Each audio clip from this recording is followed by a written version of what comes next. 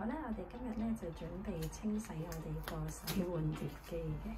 咁我哋買咗一系列 Finish 呢個牌子嘅清潔劑啦。咁係啦，咁呢個咧，我哋準備下去洗我哋個洗碗碟機啦。咁我老公咧就喺度啜佢，因為佢咧停止咗嘅時候就分咗2層嘅個液體會。咁原來一次咧，其實要用1支。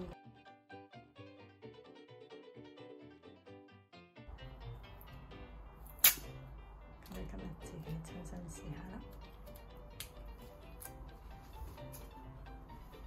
咁咧，我要倒轉佢嘅，開咗之後，咁其實咧個機咧都有啲 residue 咁樣留咗喺度，應該啲line scale 嗰啲嚟嘅。咁我哋首先好好清理一下啦，啱啱搬入嚟住咁樣。咁其實好似好簡單，不過因為第一次用咧，我哋都研究清楚先至開始。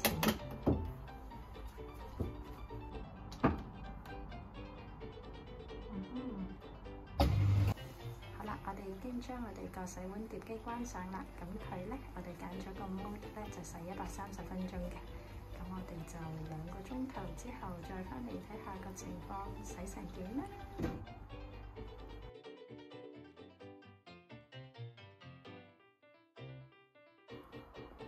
好啦，我哋個 program 咧已經行完啦。咁我哋睇下個情況點樣先。啱啱老公打開咗，哇！咁咧成支 finish 咧就已經剩翻少少角落啦。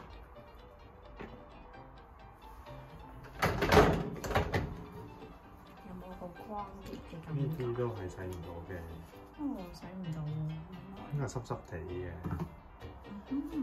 但係入邊就乾淨咗好多啦。你影落。呢度都好光潔喎，呢啲位。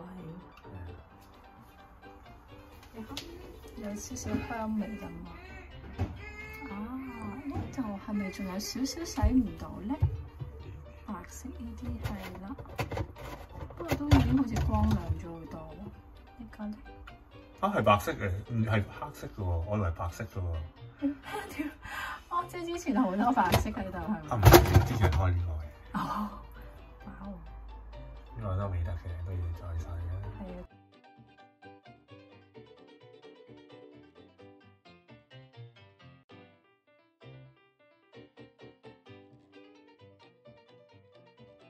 咁但係不過銀色嗰啲部分就變咗好光亮咯，而家見到個感覺。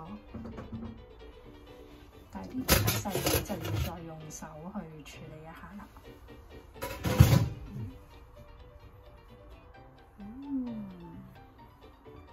效果滿唔滿意啊，爹哋？幾好啊！